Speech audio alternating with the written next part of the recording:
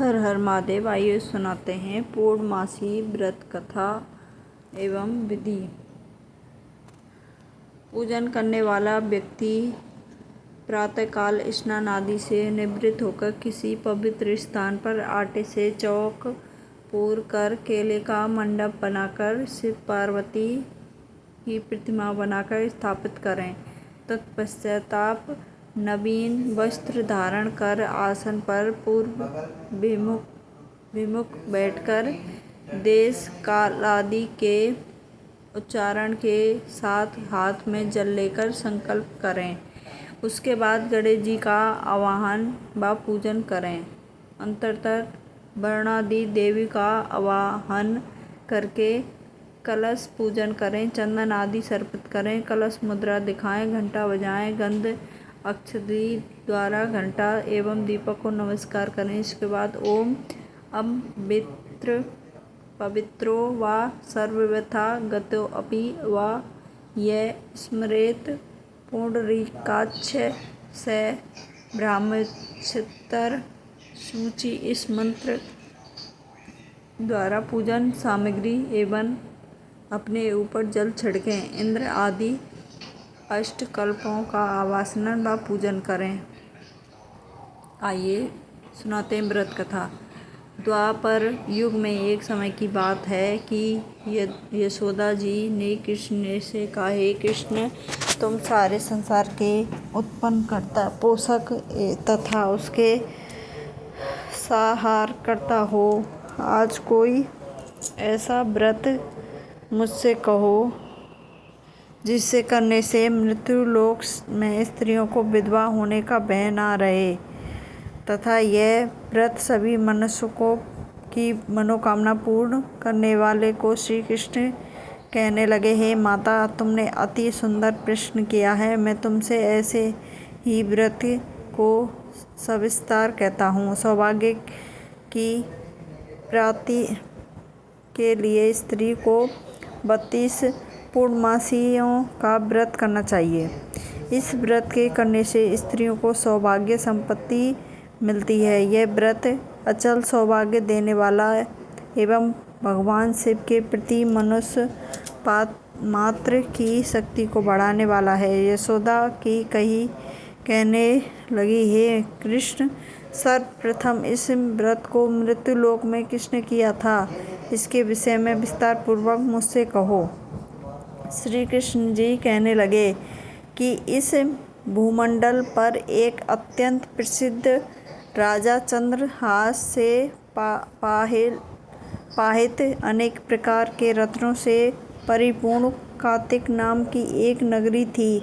वहाँ एक धनेश्वर नाम का ब्राह्मण रहता था। उसकी स्त्री अति सुशील रूपवती थी। दोनों ही इस नगर में बड़े प्रेम से रहते थे। घर में धन धान्य आदि की कमी नहीं थी। उनको एक बड़ा दुख था कि उनके कोई संतान नहीं थी। इस दुख से वह अत्यंत दुखी थे। एक समय वह बड़ा प्रतापी योगी उस नगर में आया। वह योग उस ब्राह्मण के घर को छोड़कर अन्य सब घरों में भिक्षा लाकर भोजन किया करता था। रूपवती से वह भिक्षा नहीं लिया करता था। इस योगी ने उस दिन रूपवती से भिक्षा न लेकर किसी अन्य घर से भिक्षा लेकर गंगा किनारे जाकर भिक्षान को प्रेम पूर्वक खा रहा था कि धनेश्वर ने योगी का यह सब कार्य किसी प्रकार से देख लिया।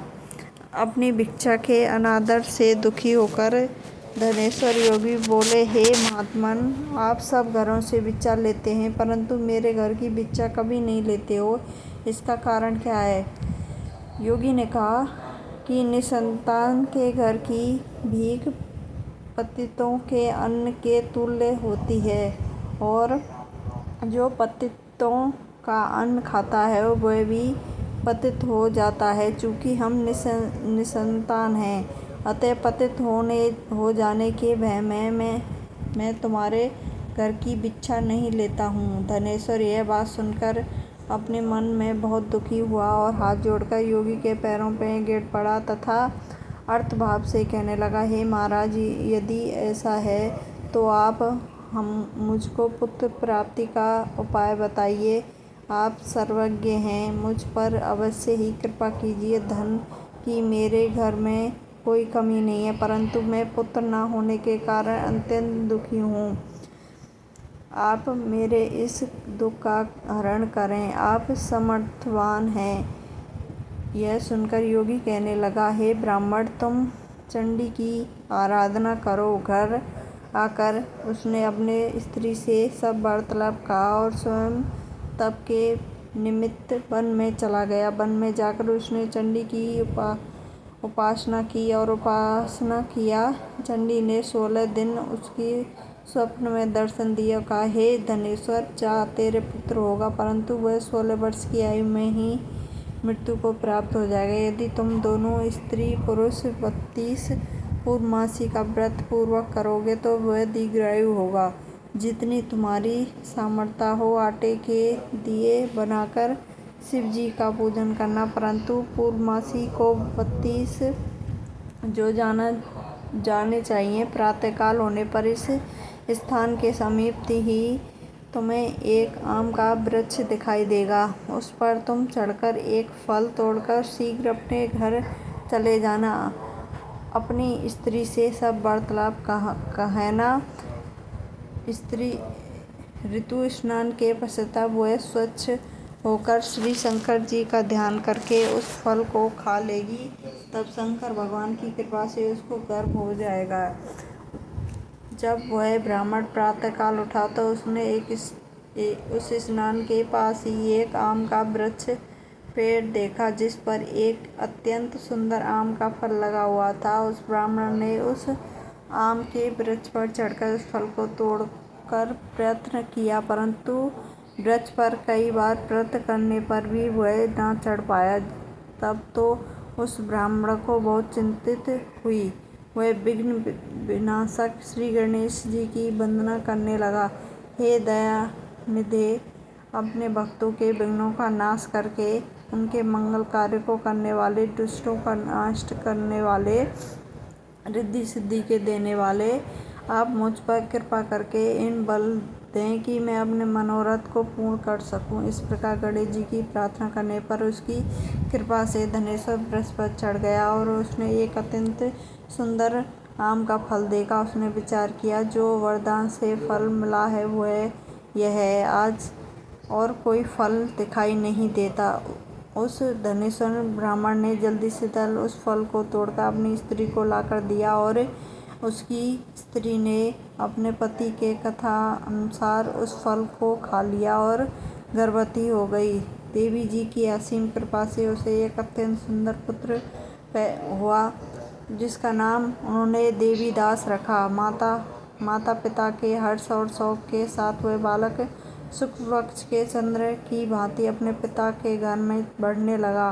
भवानी की कृपा से वह बालक बहुत ही सुंदर, सुशील और विद्या पढ़ने में बहुत ही निपुण हो गया। दुर्गा जी की आज्ञा अनुसार उसकी माता ने 32 पूर्णमासी का व्रत रखना प्रारंभ कर दिया, जिससे उसका पुत्र बड़ी आयु वाला हो जाए। 16 वर्ष लगते ही देवदास के माता पिता को बड़ी चिंता हो गई कि कहीं उसके पुत्र की इस वर्ष मृत्यु न हो जाए। इसलिए उन्होंने अपने मन में विचार किया कि यदि यह दुर्घटना उनके सामने हो गई तो वह सहन नहीं कर सकेंगे। अस्तु उन्होंने देवीदास को मामा को बुलाया और कहा कि हमारी इच्छा है कि देवीदास 1 वर्ष तक काशी में जाकर विद्यान करे। उसको अकेला भी नहीं छोड़ना चाहिए, इसलिए साथ में तुम चले जाओ। 1 वर्ष के पश्चात इसको वापस लौटा लाना। सब प्रबंध करके उसके माता पिता ने काशी जाने के लिए देवदास को एक घोड़े पर बैठाकर उसके मामा के साथ कर दिया, किंतु यह बात उसके मामा या किसी और से नहीं कही। धनेश्वर ने संपत्नीक अपने पुत्र की मंगल कामना और दीर्घ आयु के लिए भगवती दुर्गा की आराधना, पूर्णमासी का व्रत करना प्रारंभ कर दिया। इस प्रकार बराबर 32 पूर्णमासी का व्रत पूरा हो। कुछ समय पश्चात एक दिन वह दोनों मामा और भांजे मार्ग में रात्रि बिताने के लिए किसी गांव में ठहरे हुए थे। उस उस दिन उस गांव में एक ब्राह्मण की अत्यंत सुंदरी, सुशील, विदुषी और गुणवंती कन्या का विवाह होने वाला था। जिस धर्मशाला के अंदर वह वर और उसकी बारात ठहरी थी, उस धर्मशाला में देवदास और उसके मामा भी ठहरे हुए थे। संयोग कन्या को तेल आदि चढ़ाकर मंडप आदि का कृत किया गया तो लग्न के समय पर वर को धनुव्रता हो गया। अस्तु वर के पिता ने अपने कुटुंबियों से परामर्श करके निश्चय किया कि यह देवीदास मेरे पुत्र जैसा ही सुंदर है। मैं इसके साथ ही लग्न कराकर और बाद में विवाह के अन्य कार्य करके लड़के के साथ हो जाएगा। ऐसा सोचकर देवीदास के मामा से जाकर बोला कि तुम थोड़ी देर के लिए अपने भांजे को हमें दे दो, जिससे विवाह के लग्न का सब कृत्य सुचारू रूप से हो सके। तब उसका मामा कहने लगा कि जो कुछ भी मधुमास आदि कन्यादान के समय वर को मिले वह सब हमें दे दिया जाए, जो मेरा भांजा इस बारात का दूल्हा बन जाए। इस बात वर के पिता ने स्वीकार कर ली और उसने अपना भांजा वर बनने को भेज दिया और उसके साथ विवाह कार्य रात्रि में विधि पूर्वक संपन्न हो गया। पत्नी के साथ वह भोजन ना कर सका और अपने मन में सोचने लगा कि ना जाने यह किसी स्त्री होगी। वह एकांत में इसी सोच में गर्म निवास छोड़ने लगा और उसकी आंखों में आंसू भी आ गए। तब वधू ने पूछा कि क्या बात है, आप इतने उदासीन व दुखी क्यों हो रहे हो। तब उसने सारी बातें उस वर के पिता व उसके मामा में हुई थी उसको बता दी थी। तब कन्या कहने लगी कि यह ब्राह्मण विवाह के विपरीत हो कैसे सकता है। देव, ब्राह्मण और अग्नि के सामने मैंने आपको ही अपने पति बनाया है, इसलिए आप ही मेरे पति हैं। मैं आपकी ही पत्नी रहूंगी, किसी अन्य की कदापि नहीं। तब देवदास ने कहा, ऐसा मत करिए, क्योंकि मेरी आयु बहुत थोड़ी है। मेरे पश्चात आपकी क्या गति होगी, इस बातों को अच्छा तरह विचार लो। परंतु वह दृढ़ विचार वाली थी, बोली कि जो आपकी गति होगी वही मेरी गति होगी। ये स्वामी, आप उठिए और भोजन करिए, आप निश्चित ही भूखे होंगे। इसके बाद देवदास और उसकी पत्नी दोनों ने भोजन किया तथा शेष रात्रि में सोते रहे। प्रातःकाल देवदास ने अपनी पत्नी को 3 नगों से जड़ी हुई एक अंगूठी दी, एक रूमाल दिया और बोला, हे प्रिय, इस लो मैं और संकेत समझकर स्थिर चित्त हो जाओ। मेरा मरण और जीवन जानने के लिए एक पुष्ट वाटिका बना लो, उसमें सुगंध वाली एक नव मल्लिका लगा लो, उसको प्रतिदिन जल से सींचा करो, आनंद के साथ खेलो कूदो और उत्सव मनाओ। जिस समय और जिस दिन मेरा प्राणांत होगा ये फूल सूख जाएंगे और जब ये फिर हरे हो जाएंगे, जान लेना मैं जीवित हूँ। यह बात निश्चित करके समझ लेना, इसमें कोई संयम नहीं है। यह समझाकर वह वहाँ से चला गया। प्रातःकाल होते ही वह गाजे बाजे बजाने लगे और जिस समय विवाह के कार्य समाप्त करने के लिए वर तथा बाराती मंडप में आए तो कन्या ने वर को भली प्रकार से देखकर अपने पिता से कहा कि यह मेरा पति नहीं है, मेरा पति वही है जिसके साथ रात्रि में मेरा परिग्रहण हुआ था। इसके साथ मेरा विवाह नहीं हुआ है, यह वह नहीं है। तो बताइए मैं इसको क्या दिया।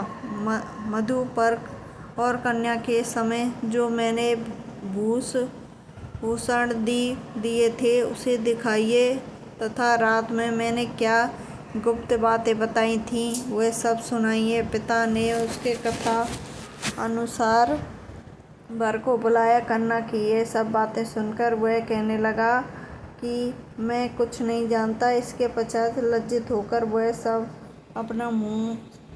अपना सा मुँह लेकर चला गया और सारी बारात भी अपमानित होकर वहाँ से लौट गई। भगवान श्री कृष्ण बोले, हे माता, इस प्रकार देवीदासी काशी विद्यान करने के लिए चला गया। जब कुछ समय बीत गया तो काल से प्रेरित होकर एक सर्प रात्रि के समय उसको डसने के लिए वहाँ पर आया। उस विघ्नधर के प्रभाव से उसके शयन का स्थान चारों ओर से विष की ज्वाला से विशाल हो गया, परंतु व्रतराज के प्रभाव से उसको काटने न पाया, क्योंकि पहले ही उसके माता पिता ने 32 पूर्णिमा का व्रत कर रखा था। इसके बाद मध्याह्न के समय स्वयं काल वह वहाँ पर आया और उसके शरीर के उनके प्राणों को निकालने का प्रयत्न करने लगा, जिससे वह मूर्छित होकर पृथ्वी पर गिर पड़ा। भगवान की कृपा से उस समय पार्वती जी और शंकर जी वहाँ से जा रहे थे। उसको मूर्छित दशा में देखकर पार्वती ने भगवान शंकर से प्रार्थना की, हे महाराज, इस बालक की माता ने पहले 32 पूर्णिमा का व्रत किया था, इसके प्रभाव से ये हुआ। आप इसको प्राण दें। भवानी के कहने पर भक्त वत्सल भगवान श्री शिव जी ने उसको प्राण दान दे दिए। इस व्रत के प्रभाव से काल को पीछे हटना पड़ा। देवीदास स्वस्थ होकर बैठ गया।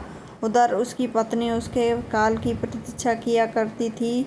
उसने देखा कि उस पुष्प वाटिका में पत्र पुष्प कुछ भी नहीं हो रहे। उसको अत्यंत आश्चर्य हुआ, और जब वह वैसे ही हरे भरे हो गए और वह जान गई कि वह जीवित हो गए हैं। यह देखकर वह बहुत प्रसन्न मन से अपने पिता से कहने लगी कि पिताजी, मेरे पति जीवित हैं, आप उनको ढूंढिए। जब 16 वर्ष व्यतीत हो गया तो देवीदास अपने मामा के साथ काशी से चल दिया। इधर से उसे स्वयंवर उसको ढूंढने के लिए अपने घर से जाने वाले ही थे कि दोनों मामा भांजे वहाँ पर आ गए। उसको आया देखकर उसका ससुर बड़ी प्रसन्नता के साथ अपने घर ले गया। उस समय नगर के निवासी भी वहाँ इकट्ठे हो गए। सबने निश्चय किया कि अवश्य इस बालक के साथ इस कन्या का विवाह हुआ था। इस बालक को जब कन्या ने देखा तो वह पहचान लिया और कहा कि यह तो जो संकेत करके गया था।